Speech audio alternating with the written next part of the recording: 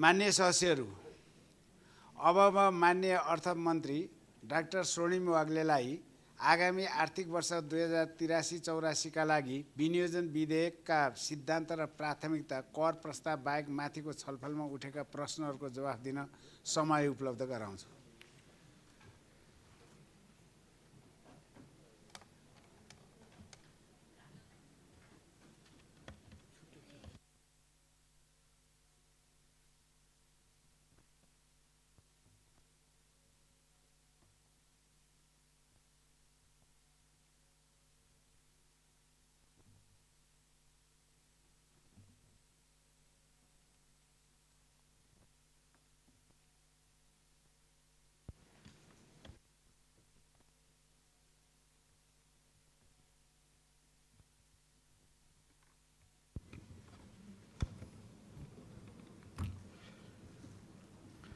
सम्मान्य अध्यक्ष महोदय, हिजो र आज यस सम्मानित सदनमा व्यक्त भएका विचार, सुझाव र जिज्ञासाप्रति सरकारका तर्फबाट म सम्मान व्यक्त गर्न चाहन्छु।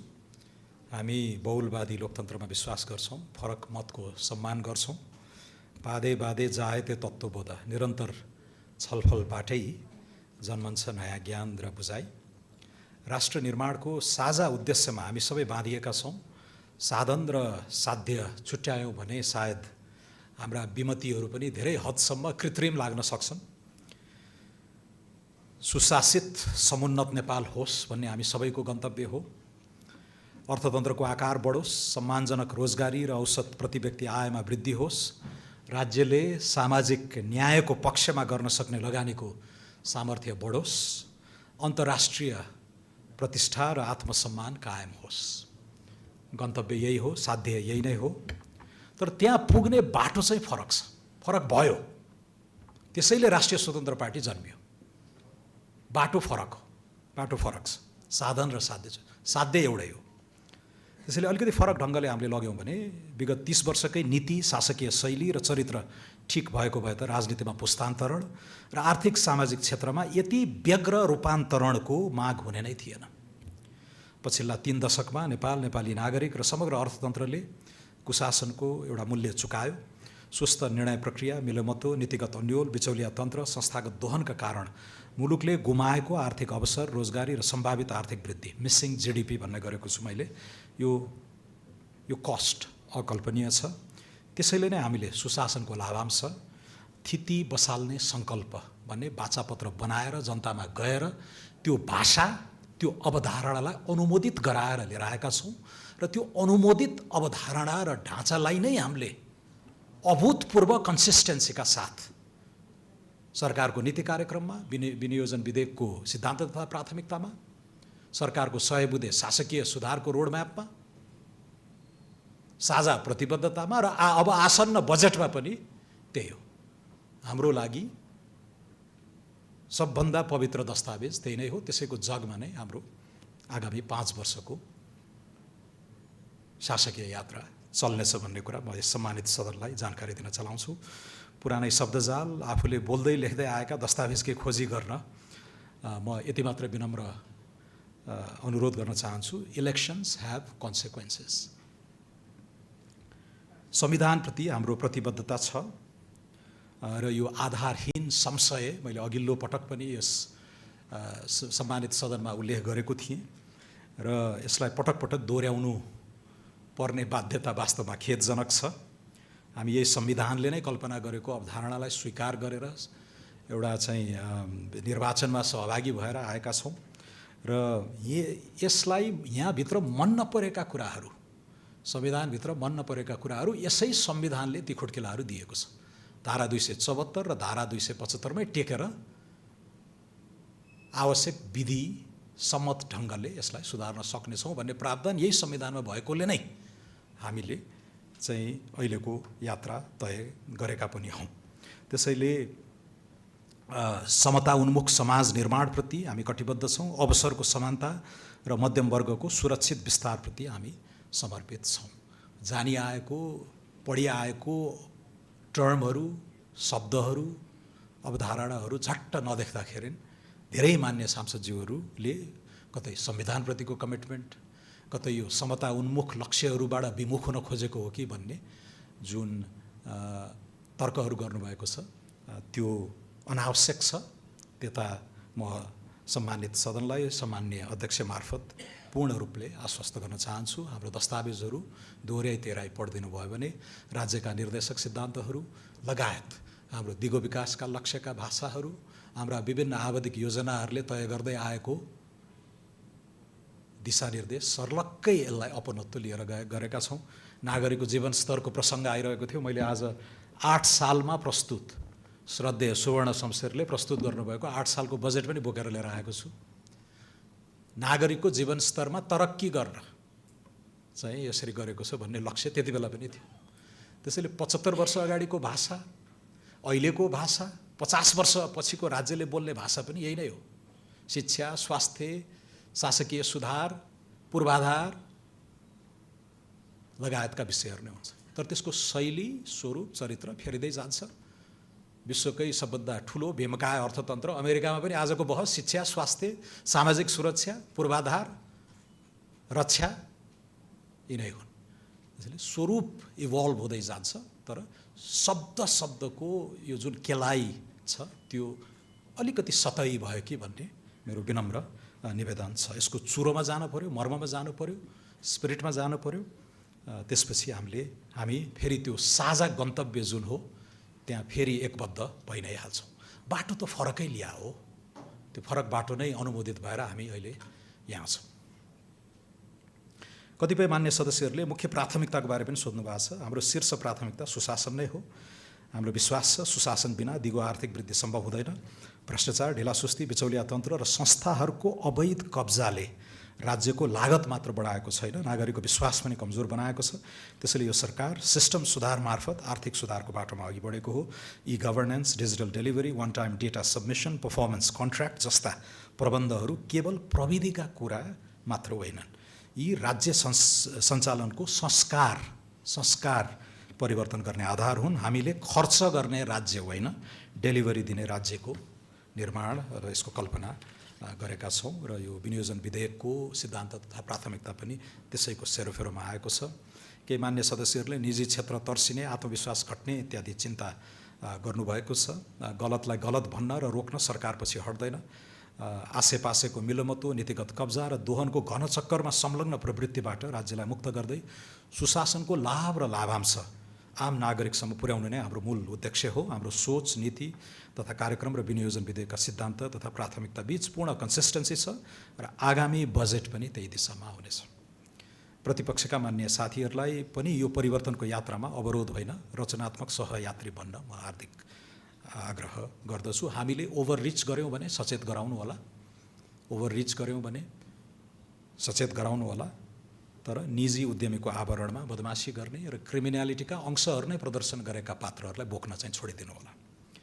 कतिपय मान्य सदस्यहरूले मध्यम वर्गको विस्तारको अवधारणामाथि टिप्पणी गर्नुभएको छ। यहाँ स्पष्ट हुन आवश्यक छ। मध्यम वर्गको विस्तार भन्नाले केही सीमित वर्गलाई सुविधा दिनु होइन। यसको मूल ध्येय गरिब, श्रमिक, किसान, भूमिहीन, सुकुम्बासी र अवसरबाट वञ्चित समुदायको आर्थिक हैसियत माथि उठाउनु हो। हामी गरिबीको समान वितरणमा विश्वास गर्दैनौँ। हामी गरिबहरूलाई माथि उठाएर मध्यम वर्गको फराकिलो आकार बनाउनु पर्छ भन्ने मान्यताबाट आएका छौँ। नागरिकको आय, सिप, उत्पादकता र अवसरमा पहुँच बढ्छ, तब मात्रै वास्तविक सामाजिक गतिशीलता, upward mobility, upward social mobility सम्भव हुन्छ।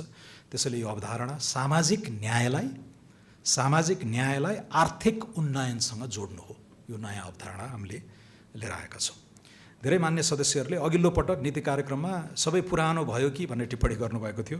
अहिले पुनः त्यही नीति कार्यक्रमका आधारमा प्रस्तुत सिद्धान्त र प्राथमिकतामाथि यसमा पुरानो केही छैन भन्ने आपत्ति प्रकट भइरहेको पनि मैले पाएँ दुवै सदनमा। म सम्मानपूर्वक पुनः दोहोऱ्याउन चाहन्छु, राज्य कुनै अस्थायी राजनीतिक संरचना होइन।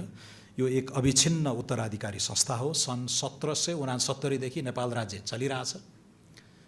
हामी जस्ता राजनीतिक पात्रहरू आउँछौँ जान्छौँ, तर राज्य चलिरहेछ र त्यो अविच्छिन्न उत्तराधिकारी संस्थाको अवधारणालाई हामीले ग्रहण गरेका छौँ। हामी आउनुभन्दा अगाडि हामीमाथि थोपरिएका भीमकाय दायित्वहरू पनि हामीले अनर गरेका छौँ, पुरै बोकेका छौँ। पैसा पुगेको छैन, तर खोजी ल्याएर घाँस काटेर भए पनि हामीभन्दा अघिल्ला सरकारहरूले बोकेका दायित्वहरूलाई हामीले सम्मान गरेका छौँ। किनकि हामीभन्दा अगाडि आएका सरकारहरूप्रति कुनै अतिरिक्त प्रेम भएर होइन, राज्यको अविच्छिन्नताको अवधारणालाई, त्यो स्याङ्क्टिटीलाई हामीले बोकेका हौँ। त्यसैले मुख्य प्रश्न विषयको नाम होइन, दृष्टिकोण, कार्यान्वयनको शैली र अपेक्षित परिणाम हो। हामीले ती क्षेत्रलाई कुन सोचबाट हेर्छौँ, कसरी कार्यान्वयन गर्छौँ र नागरिकले कस्तो परिणाम प्राप्त गर्छन् भन्ने कुरा नै वास्तविक भिन्नता हो। मान्य सदस्यहरूले अलि फरक आलोकबाट विषयान्तर नगरी दस्तावेजको गहिराइमा गएर विश्लेषण गरिदिनु भयो भने सरकारलाई पनि थप सहयोग पुग्ने नै थियो। धेरै मान्य सांसदज्यूहरूले कार्यान्वयनको कुरा उठाउनु भएको छ, त्यो जायज छ, त्यो प्रश्न गर्नु जायज छ। भाषिक प्रस्तुति तार्किक भए पनि यसलाई कार्यान्वयन हुन्छ त भन्ने जुन पुरानो संशय छ त्यसलाई दोहोऱ्याइदिनु भएको छ। त्यसमा म अलिकति केही कुरा राख्न चाहन्छु। कुनै पनि बजेट, नीति कार्यक्रम वा विकासको मार्गचित्र पहिले स्पष्ट रूपमा लेखिन्छ, त्यसपछि मात्र कार्यान्वयनमा जान्छ। राम्रो कार्यान्वयनको पहिलो शर्त स्पष्ट सोच, लेखाइ र उत्तरदायित्व हो। कार्यान्वयनलाई केन्द्रमा राखेर यो दस्तावेज तयार गरेका छौँ। वास्तवमा यही कारणले यसपटकको सिद्धान्त र प्राथमिकतामा एउटा इम्प्लिमेन्टेसन आर्किटेक्चरलाई विशेष जोड दिएका छौँ। नागरिकले अब भाषण होइन परिणाम खोजेका छन् भन्ने कुरा हामीलाई राम्रोसँग थाहा छ। कानुनी सुधार, संस्थागत उत्तरदायित्व, समय सीमा, डिजिटल ट्र्याकिङ, प्रत्यक्ष अनुगमन र परिणाम मापनलाई राज्य सञ्चालनको केन्द्रमा राखेका छौँ र यसलाई हामीले मिसन मोडको पनि नामाकरण गरेका छौँ। अहिले समय धेरै नलिनको लागि म यसको व्याख्यातिर लागिनँ, तर विगत 50 दिनको जुन सरकारको रफ्तार छ त्यसलाई पनि यही मिसन मोडकै सोचबाट अभिप्रेरित भएर बुझ्न म सम्माननीय अध्यक्षज्यू मार्फत मान्य सांसदज्यूहरूलाई विनम्र अनुरोध गर्छु। त्यसैले यो शब्दको परिवर्तन होइन, यो गभर्नेन्स फिलोसफी र एउटा एक्जिक्युसन मोडलकै नयाँ प्रयोग भइरहेको कुरा म निवेदन गर्न चाहन्छु। हामीले प्रस्तुत गरेका 5 मार्गदर्शक सिद्धान्त, सुशासनको लाभांश, अर्थतन्त्रको पुनर्संरचना, सन्निकटताका लागि एकीकृत पूर्वाधार, सामाजिक लगानी र बहुआयामिक अन्तर्राष्ट्रिय सम्बन्ध, यिनै आधारमा प्राथमिकताहरू निर्माण गरेका छौँ। हाम्रो विश्वास छ यी प्राथमिकताले आर्थिक वृद्धि, रोजगारी, सामाजिक न्याय, उत्पादकत्व, प्रतिस्पर्धात्मकता र नागरिकको जीवनस्तरमा गुणात्मक सुधार ल्याउने नै छ। राष्ट्रिय सभाका माननीय सांसदज्यूहरूले केही स्पेसिफिक कुराहरू उठाउनु भएको छ, म त्यसलाई संक्षिप्त रूपमा सम्बोधन गर्न चाहन्छु। युवालाई मुलुकमा रोक्ने कार्यक्रम देखिएन भन्ने विषयमा जेनजी लगायतका युवाको योगदानको हामीले उच्च कदर गरेका छौँ। शिक्षा प्रणालीलाई उत्पादन, उद्यमशीलता, नवप्रवर्तन र श्रम बजारसँग आबद्ध गर्ने कुरा बुँदा नम्बर 10 मा उल्लेख गरिएको छ। प्राविधिक शिक्षामा असाध्यै ठुलो एम्फोसिस छ र त्यसलाई विश्वसनीय बनाउन त्यसै अनुरूप हामीले बजेट विनियोजन गर्नेछौँ। कृषि क्षेत्रको विषयमा, किसान वर्गको उत्थानको विषयमा माननीय सांसदज्यूहरूले चासो राख्नु भएको छ। बुँदा नम्बर 20 मा हामीले कृषिको मल, बिउ, सिँचाइ, समर्थन मूल्य र समग्र मूल्य श्रृङ्खला सुधारका विषय समावेश गरेका छौँ। कृषि, ऊर्जा, पर्यटन आदि क्षेत्रलाई आर्थिक सम्भागको रूपमा विकास गरिने कुरा बुँदा नम्बर 21 मा उल्लेख छ। निजी क्षेत्रको प्रसङ्ग अलिकति छोटकरीमा मैले अगाडि राखेँ, तर निजी क्षेत्रलाई आर्थिक विकासको अगुवाको रूपमा लिएका छौँ। ऊर्जा, हरित हाइड्रोजन लगायत नवीन उद्योगमा लगानी विस्तार गर्ने बुँदा 22 मा छ। निजी क्षेत्रको आत्मविश्वास अभिवृद्धि गर्नेलाई हामीले अनिवार्य शर्तकै रूपमा लिएका छौँ। बुँदा नम्बर 22 मा लगानी मैत्री वातावरण, दर्जनौँ ऐनहरू हामी ल्याउँदैछौँ। म अर्थमन्त्री भएको दिन पुराना, असान्दर्भिक, आउटडेटेड निजी उद्यमलाई रोक्ने खालका 15वटा ऐन खारेज गरेँ र दर्जनौँ त्यस्ता ऐनहरू चाहिँ हामी अब बजेट मार्फत पनि घोषणा गर्दैछौँ र यस अधिवेशनमै हामी त्यो आर्थिक सुधारको श्रृङ्खलालाई निरन्तरता दिनेछौँ। भौतिक पूर्वाधार निर्माणमा निजी क्षेत्रको साझेदारी, गभर्मेन्टको ब्यालेन्स सिटभन्दा बाहिर गएर निजी पुँजी नभित्र्याउने हो भने तपाईँ हाम्रा यी ठुला ठुला लक्ष्यहरू, एक्सप्रेसवेका लक्ष्यहरू, ड्राई पोर्टका, टनलका, ओभरपासका, अन्डरपासका कुनै पनि सम्भव छैनन्। त्यसैले पहिलोपटक यसपालिको बजेटमा हामी गभर्मेन्टको ब्यालेन्स सिटभन्दा बाहिरबाट पनि निजी पुँजी आकर्षित गर्ने गरेर अगाडि बढेका छौँ र सरकारको दुर्लभ साधन स्रोत चाहिँ कर्णाली, सुदूरपश्चिम, मधेस लगायत पिछडिएका समुदायहरूमा नै केन्द्रित गर्ने लक्ष्य अहिलेको सिद्धान्त तथा प्राथमिकता पनि बोलिएको छ। संहिताको मर्मको बारेमा प्रश्न छ। सहकार्यमा आधारित सङ्घीय प्रणालीलाई थप मजबुत बनाउँदै जाने नीति बुँदा नम्बर 13 मा उल्लेख छ। सहकारी समस्याको समाधान स्पष्टसित बुँदा नम्बर 36 मा बचतकर्ताको समस्या दीर्घकालीन रूपमा समाधान गर्ने र हिजोदेखि यसको प्रक्रिया पनि सुरु भएको छ। अर्थ मन्त्रालयले 25 करोड रुपैयाँ यसै साल विनियोजन गरेको छ। थप 25 करोड विनियोजन गर्नलाई हामी तयार भएर बसेका छौँ र भूमि सहकारी मन्त्रालयले यो कामलाई अगाडि बढाएको छ र यो फेरि राज्य कोषबाट बाँडिएको रकम होइन। त्यस्तो वितरणमा हामी विश्वास गर्दैनौँ। सहकारीकै सम्पत्तिलाई बेचेर एउटा चक्रीय कोषमा राखेर त्यसैबाट बचतकर्ताहरूलाई जाने प्रक्रिया सुरु भइरहेको छ। तर यो लिक्विड र इलिक्विड एसेटहरूको जुन टाइम ल्याग हुन्छ त्यसका कारण मात्रै अहिले सरकारले अस्थायी सहजीकरण गरिदिएको हो। उत्पादनमुखी अर्थतन्त्रको विकासमा बुँदा नम्बर 5, 6 इत्यादिमा स्पष्टसित लेखिएको छ। सामाजिक न्याय, विपन्न, दलित, सीमान्तकृत समुदायका कुराहरू बुँदा नम्बर 36 र 37 पुनः पढिदिनु हुन म विनम्र अनुरोध गर्दछु। मधेस कर्णालीका विषयहरू पनि बुँदा नम्बर 38मा स्पष्टसित हामीले लेखेका छौँ। सामाजिक विकासको मूल प्रभावबाट वञ्चित कर्णाली, मधेस र सुदूरपश्चिम लगायतका क्षेत्रहरूको रूपान्तरण राज्यको शीर्ष प्राथमिकतामा रहेको। अलिकति मैले के समान पाएको छु भने माननीय सांसदज्यूहरूले आफूले जानी आएको, पढिआएको, भाषणमा उल्लेख गरिआएका शब्दहरू झट्ट नदेख्दाखेरि चाहिँ परेन कि भन्ने भ्रम भएको जस्तो मलाई लाग्छ। अब एउटा कुरा चाहिँ स्वीकार्नै पर्छ, बाटो फरक नै हो, वाचापत्र हाम्रो अलि फरक नै थियो र त्यो अनुमोदित वाचापत्रमै टेकेर हामीले यी अवधारणाहरूलाई अहिले राज्यका वैध दस्तावेजहरूमा मूर्त रूप दिएका हौँ भन्ने कुरा म विनम्र अनुरोध गर्न चाहन्छु। मध्यम वर्गभन्दा तल्लो वर्गको उत्थान राज्यको प्राथमिकता हुनुपर्ने विषय। यसमा विपन्नको सहारा राज्य नै हो, तर मध्यम वर्गको आकार र स्वरूपलाई हामीले थप समृद्ध फैलाउन सकेनौँ भने यो लोकतन्त्र पनि टिक्दैन र विकासका परम्परागत मानकहरूलाई पनि न्याय गर्न सक्दैनौँ भन्ने मेरो व्यक्तिगत दृढ विश्वास भएको हुनाले यी कुराहरू मैले यसरी जोड दिएर उल्लेख गरेको छु। नयाँ कोषको लागि दिगो स्रोतको बारेमा यो त मान्यज्यूले पढ्नु नै भएन भन्ने कुरामा निष्कर्षमा पुगेँ। बुँदा नम्बर 23मा वैकल्पिक विकासबाट पूर्वाधार बन्द, हरित बन्ड, वित्तका स्रोतहरूको खोजी र त्यो अघि मैले भनेको अवधारणा गभर्मेन्टको ब्यालेन्स सिटबाट होइन, गभर्मेन्टको ब्यालेन्स सिटभन्दा बाहिर गएर सोर्सहरू नखोज्ने भने हामी पुँजीगत खर्च अब गर्न सक्दैनौँ। यसपालि 4 खर्बको पुँजीगत बजेटमा आजका दिन, अब 2 महिना पनि बाँकी छैन आर्थिक वर्ष सक्नलाई, जम्मा 1 खर्ब खर्च गरेका छौँ। 66 खर्बको अर्थतन्त्रमा सरकारले लगानी गरिदिएको जम्मा 1 खर्ब पुँजीगत खर्च। त्यसले त हामी कहाँ पुग्छौँ? कहीँ पनि पुग्दैनौँ। र ती ठुला लक्ष्यहरू, आर्थिक वृद्धि र अर्थतन्त्रको आकारलाई ठुलो बनाउने कुराहरूमा हामीले अन्य सरकार बाहिर पनि एउटा ठुलो निजी क्षेत्र छ, स्वदेशी, प्रवासी र विदेशी, तिनको पुँजी अब ल्याउनुपर्छ र त्यसको लागि जुन कमिटमेन्ट चाहिन्छ, पोलिसी कमिटमेन्ट, त्यो दिन यो सरकार चाहिँ तयार छ।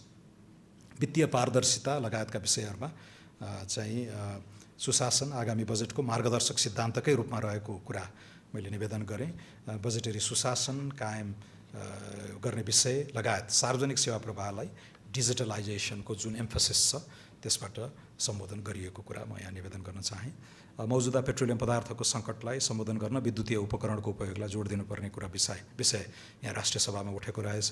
नवीकरणीय ऊर्जाको विकासका लागि प्राथमिकता बुँदा नम्बर 27, काठमाडौँ उपत्यका लगायतका प्रमुख सहरहरूमा मास ट्रान्जिट प्रणाली, विद्युतीय मास ट्रान्जिट प्रणाली बुँदा नम्बर 29मा छ। भूमिहीन र सुकुम्बासीको व्यवस्थापनको विषय बुँदा नम्बर 37मा हामीले लेखेका छौँ। स्वास्थ्य बिमाको समूल पुनर्संरचनाबारे पनि हाम्रो ठुलो कमिटमेन्ट आएको छ 35 नम्बर बुँदामा। त्यो हामी गर्छौँ किनकि गत साल 10 अर्ब विनियोजन गरिएको स्वास्थ्य बिमाको आजको दायित्व 30 अर्ब नागिसकेका छ। 28 अर्ब विनियोजन गरिएको कृषि मलको दायित्व अहिले 66 अर्ब पुगेको छ। यो धान्न सक्दैनौँ हामी। यिनमा हामी निर्मूल चाहिँ आमूल सुधार गर्ने गरेर चाहिँ अगाडि बढ्छौँ र बजेटले त्यसलाई सम्बोधन गर्छ। आवधिक योजना, अन्तर्राष्ट्रिय सम्झौता, मार्गदर्शक सिद्धान्त हुन्। राज्यको कन्टिन्युटी, अविच्छिन्नतामा हामी विश्वास गर्छौँ र यी कुराहरूमा विनियोजन विधेयकको सिद्धान्तले स्पष्टसित बोलेको छ। बन्द भएका उद्योग पुनः सञ्चालनमा ल्याउने विषयहरू अर्थ मन्त्रालयले यसमा काम गरिरहेको छ। 7 वटा रुग्ण उद्योगहरूको DDA, ड्यु डिलिजेन्स अडिट सम्पन्न हुन लागेको छ र तिनका सिफारिस, प्रोफेसनल एडभाइस, विकृत राजनीतिक उद्देश्य होइन, तिनको प्रोफेसनल एडभाइसको आधारमा तिनलाई कसरी अगाडि बढाउने भन्ने कुरा हामीले प्रस्तुत गर्नेछौँ। तिनको उपयुक्त मोडल सरकारले चलाउँदैन, तर PPP मोडलमा हामी ती कुराहरूलाई अगाडि लान्छौँ। सार्वजनिक संस्थानहरूको पनि पुनर्संरचना गरिने कुरा बुँदा नम्बर 23मा उल्लेख छ। अधुरा आयोजना सम्पन्न गर्ने कमिटमेन्ट अघि मैले निवेदन गरिसकेँ। ठुला परियोजना कार्यान्वयनमा देखिएका कानुनी तथा प्रक्रियागत समस्या हल गर्न, आयोजना प्रमुखसँगको कार्य सम्पादन सम्झौता गर्ने जस्ता विषयहरू, राष्ट्रिय प्राथमिकता प्राप्त परियोजनालाई निश्चित समयमा सम्पन्न गर्ने, अघि मिसन मोडको मैले चर्चा गरेँ जस्तै यसलाई नतिजामूलक ढङ्गले हामीले बजेट विनियोजन गर्नेछौँ र आन्दोलनका क्रममा क्षतिग्रस्त पूर्वाधारको पुनर्निर्माणलाई यसलाई बजेट तथा कार्यक्रममा ठोस रकमसहित नै हामीले सम्बोधन गर्नेछौँ।